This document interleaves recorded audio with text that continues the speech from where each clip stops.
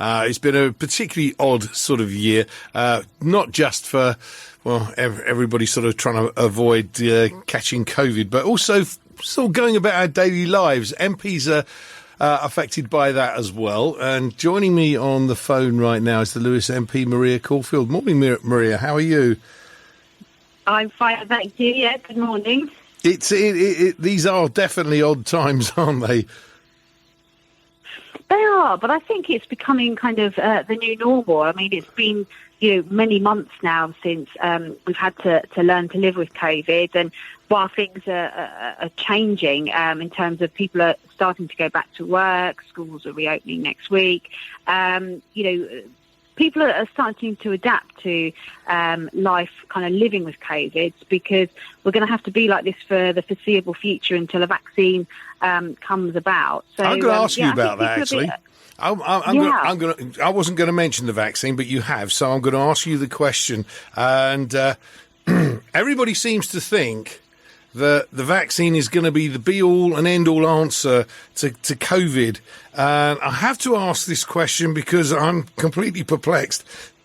Like the flu virus, there is a vaccination available every year, and according to the doctors, it targets 3 potential strains of flu that might be the one that gets here this year.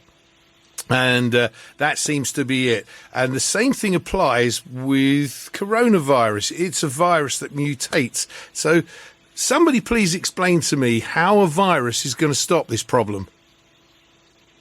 So, there are different strains of flu, and you're right that each winter the type of or strain of flu that we think is most likely to affect people is the vaccination that's given. Yeah. And that's why some people get the flu despite having the vaccination, because there are different strains. Well, you use the word most. You used the word most, so there is absolutely no guarantee in there that it's going to work. None whatsoever. And that's the point. Well, COVID is slightly different. It's a new virus. We don't at the moment think there are different strains. So scientists are working on this, and that's part of the trial, and that's why the vaccine hasn't been rolled out yet, is because the initial data shows it does work, but obviously there's on a small group of patients, and we need to make sure that if we roll it out nationwide and globally, that there aren't, certain cases where it won't work, because it has to be effective. That's the whole point of rolling out a vaccination program. The other thing we don't know in the early stages is how long does it give immunity for? So we know at the moment from the data that's coming through that the vaccine, it will work, it will provide some immunity, but whether that's for 3 months, 6 months, a year, we just don't know, because the virus is very young, and the vaccine that's being developed, and there are a number of vaccines being developed globally, but we do need that period of time to make sure that if we give it to people, that it's not just going to work today and then tomorrow your immunity to the virus is gone. So that's why it's not being rolled out quite yet. The tests seem to show it's safe to administer, but again, that's just short-term effects. We need to make sure that in the long term it's not causing any side effects that could bring harm to patients.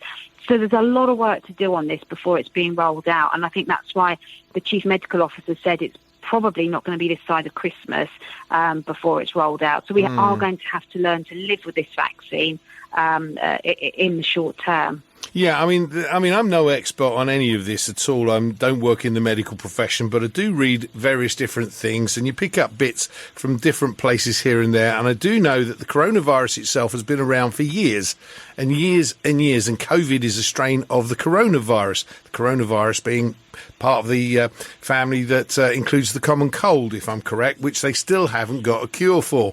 And then you read that it's a virus and it mutates, and it would mean that actually you'd have to have this vaccine every year like you would with the flu vaccine. And then you come on and tell me that a slightly different story again, and it gets very, very confusing as to know quite what to believe.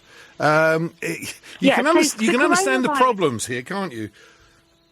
Well, I mean, I think that's why it's important that we listen to people like the chief medical officer who gives the facts, because coronavirus, there's multiple viruses within the term coronavirus. So SARS, for example, is related to coronavirus. But COVID-19, which is the coronavirus that's affecting us at the moment, is a specific virus.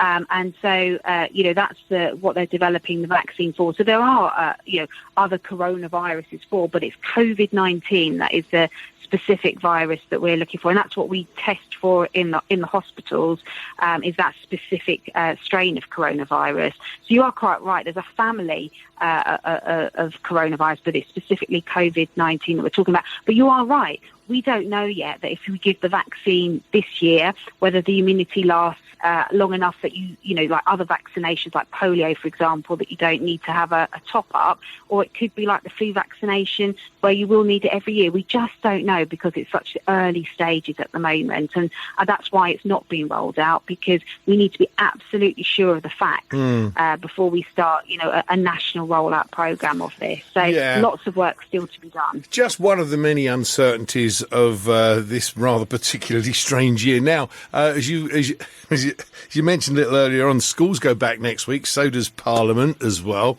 And the big subject surrounding schools, of course, has been safety of our young students and that. And we're seeing all sorts of things to reassure young people that it's not really a young people's thing. And if you do get it, you're only going to get a mild version of it. But they're all being encouraged to wear masks. Well, in Scotland, they're being told they've got to wear a mask. And in this country, in England, we're being told it's advisable to wear a mask, but it's not mandatory. What's your thoughts on masks?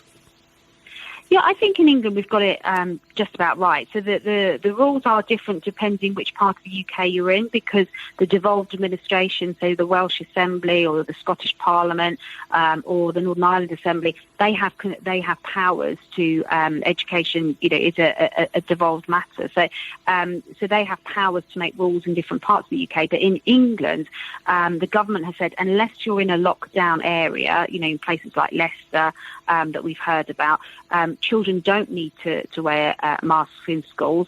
But if a school feels particularly strongly on the issue, they can, mandate that themselves. But from the government point of view, you don't need to wear a mask in school unless you're in a particular lockdown zone where then it does become mandatory. Because the data shows that schools are very safe.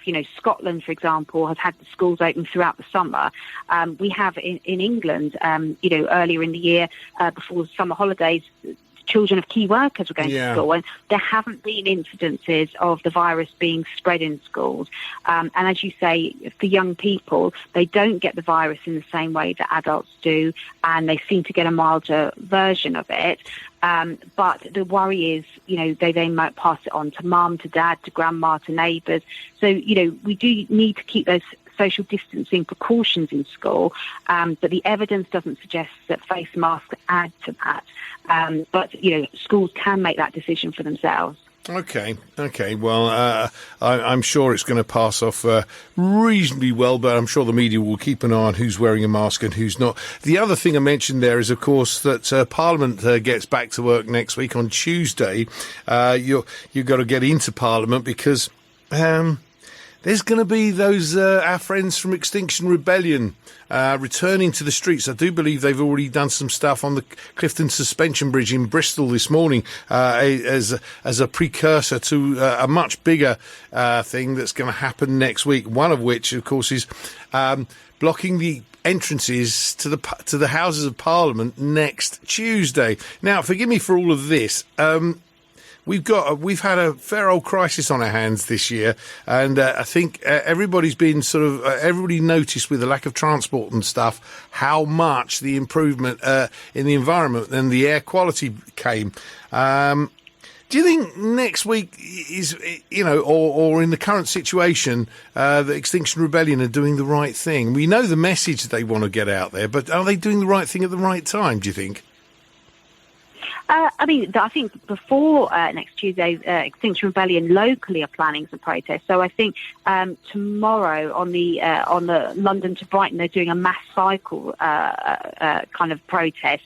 So it may be difficult for local people if they're on the A23 or A27 to get about. And I think in Lewes, they're going to be doing a march in Lewes as well. So there's going to be some local disruption. And of course, then they've got the big protest on Tuesday as Parliament restarts. And I think most of us are very sympathetic and are very concerned about the environment and climate change, and we all want to do our bit in reducing carbon emissions. And as you say, during the COVID crisis, we have seen emissions drop because people haven't been out and about. They're not flying in the same way that they used to do. And I think just being disruptive for the sake of it, I think that actually puts people off. And my big worry is that actually they're losing sympathy for the very important cause of looking after our planet. Over recess, I've been working over the Cuckmere Valley, so where, around Seaford, where the Cuckmere goes out to sea. And we've had terrible problems with the river drying up. It was the oxygenation, wasn't it? Yeah. In the water. Yeah, we had dead fish and everything. And the whole community came together to clear them out of the river, and it's now starting to flow well. So we all care about our environment. But I think sometimes these mass protests really do turn people off. And that's my big worry, because the message is so important. But you don't always have to protest to get that message across. Yeah, but isn't it a fact that the difference here is not the fact that we'll want to look after the environment. It's about how we do it and the speed at which it's being done, because some of the demands of Extinction Rebellion really require sort of almost a government U-turn instantly, rather than a slow progression to change. Yeah, no, absolutely, because we are changing quite quickly in terms of, say, energy production in this country. I think something up to 47% of our energy is now produced through renewable energy, and we've often gone in the last year 2 or 3 months without any coal-fired energy production. So that's a massive change in a short period of time. We need to do more, of course, but the Extinction Rebellion cause is about much more than the environment. They actually believe that Parliament should be dissolved and that a citizens' assembly set up instead who should be making these decisions. But, we've only just had a general election a few months ago. People, the whole country voted for who they wanted to be their MPs to make decisions on important issues like this. But there is another side to Extinction Rebellion that just wants to end, businesses. They don't feel that, having businesses making money is a good thing for the environment. They want to set up a citizens' assembly. So, they're about much more than just tackling climate change. They've got some quite socialist views on how the country should be run. And actually, in a democracy, we've just made that decision as a country. And my plea to them is a big mass demonstration in the middle of a pandemic is not necessarily a responsible way to go. Well, it'll be interesting to see whether this social distancing and face masks and all the rest of the stuff that goes with that. But that's something for next week. At the moment, though, travel is the other subject that is on lots of people's minds at the moment. And, of course, the government have just said Switzerland, Jamaica, and I think one other destination. If you get back from there after 4 o'clock tomorrow morning, you're going to have to self-isolate. This list is growing, isn't it? Yeah, and I think one of the frustrating bits for me is actually, as a country, and I don't want to tempt fate here, we are doing really well in holding back a second wave. In places like France and Spain, they're sometimes getting at the moment between 4,000 and 7,000 new cases a day, and we're kind of going along with about 1,000 new cases. So we are doing really well with our track and trace system. And the media are very often the first to say when we get it wrong, but actually we're doing really well. And part of that is introducing quarantine to countries where they are having a growing outbreak of this. And I know it's frustrating for travellers who've been in that situation. When France went into quarantine, passengers on the New Haven ferry made it back to the UK with 8 minutes to spare on the cut-off. So, I do understand how difficult it is, but this is the world we live in. If my family from Ireland, and if you travel to Ireland now from the UK, you have to spend 14 days in quarantine. So this isn't just something the UK is doing. It's something that all countries are looking at. And, no one wants the numbers globally to reduce more than me. But while other countries are having outbreaks, we have to be responsible and say, if you're coming back from there, we've seen it with footballers who are coming back from their summer break and are testing positive. The virus is out there, and if we want to stop a second wave here, then we have to make some tough decisions. Yeah, I mean, the death rate is staying very, very low, and there are other health concerns that need addressing as well. So to not try and encourage further cases of COVID is probably a good thing. But the interesting thing here is that it wouldn't matter who's in power, be it Labour or Conservative. It really wouldn't matter because whichever way you go on this, you're going to be damned by one and praised by another for either acting too slowly or too quickly. And it just seems to me that there's a lot of people who are prepared to do their own thing rather than actually follow the guidance. Yeah, no, absolutely. And my plea is if you have been to somewhere that you should be quarantining on your return, please do that because, as you said, we want to open up the hospitals for more routine treatments that were happening pre-COVID. We want the GPs to be able to open their doors and offer physical appointments as well as telephone consultations.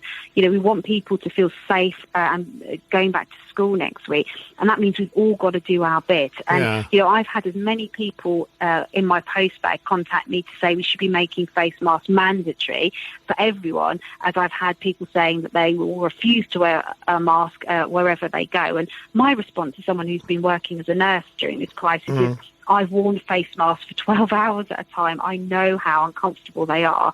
But, if we all do our bit, we'll get through this crisis quicker. And if the only thing that you can do during this crisis is to wear your face mask for 5 minutes in the supermarket, that will make a difference. So, my plea is if you need to quarantine, please do it. You're not doing it for anyone else other than yourself, keeping you and your family safe. Yeah, well, I have to say, as one of those that has serious difficulty with a face mask, I actually get around it by wearing a visor.